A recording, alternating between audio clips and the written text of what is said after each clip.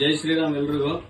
ನಿಮ್ಗೆ ಗೊತ್ತಿರೋ ಹಾಗೆ ಈಗ ಜನವರಿ 22ನೇ ತಾರೀಕು ರಾಮ ಮಂದಿರ ಲೋಕಾರ್ಪಣೆ ಮಾಡಿದ್ರು ನರೇಂದ್ರ ಮೋದಿಜಿ ಅವರು.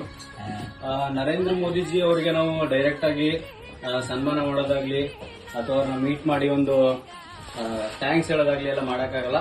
ಸೊ ಹಾಗಾಗಿ ಪ್ರತಿಯೊಬ್ಬ ಬಿಜೆಪಿ ಕಾರ್ಯಕರ್ತರಿಗೂ ನಾವು ಇದನ್ನ ಒಂದು ಕ್ರೆಡಿಟ್ ಕೊಡಬೇಕಾಗುತ್ತೆ.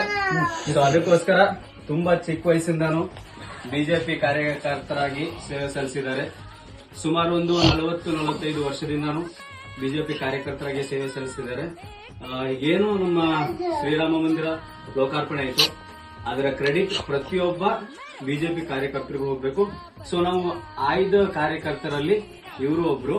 ಇವರಿಗೆ ಸನ್ಮಾನ ಮಾಡೋ ಮುಖಾಂತರ ನಾವು ನರೇಂದ್ರ ಮೋದಿಜಿ ಅವರಿಗೆ ತುಂಬು ಹೃದಯ ಧನ್ಯವಾದಗಳನ್ನ ತಿಳಿಸ್ತೀವಿ.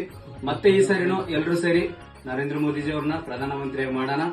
ನಮ್ಮ ಭಾರತವನ್ನ ಇನ್ನೂ ಅಭಿವೃದ್ಧಿ ಕಡೆ ಸಾಗೋ ತರ ನಾವು ಬಿಜೆಪಿ ಸಪೋರ್ಟ್ ಮಾಡೋಣ ಅಂತ ಕೇಳ್ತಾ ಇದ್ದೀನಿ. ಹಾಗೆ ಇವರಿಗೆ ನಮ್ಮ ಶಿವಯೋಗಿಯಪ್ಪ ಮುರುಗೋಡ್ ಅವರಿಗೆ ಈಗಾಗಲೇ 66 ತುಂಬಿ 67ನೇ ವಸಂತಕ್ಕೆ ಕಾಲಿಟ್ಟಿದ್ದಾರೆ. ಹುಟ್ಟುಹಬ್ಬದ ಹಾರ್ದಿಕ ಶುಭಾಶಯಗಳು ನಿಮಗೆ ಬಿಜೆಪಿ ಎಲ್ಲ ಕಾರ್ಯಕರ್ತರ ವತಿಯಿಂದ.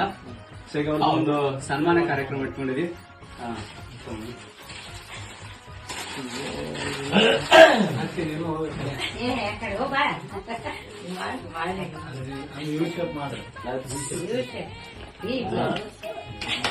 ಎಲ್ಲರೂ ಕ್ಲಾಪ್ಸ್ ಹಾಕ್ರಿ. ಈಗ ಬನ್ನಿ. ಜೈ ಶ್ರೀರಾಮ್, ಜೈ ಶ್ರೀರಾಮ್. ಅಲ್ಲೇ ಇದು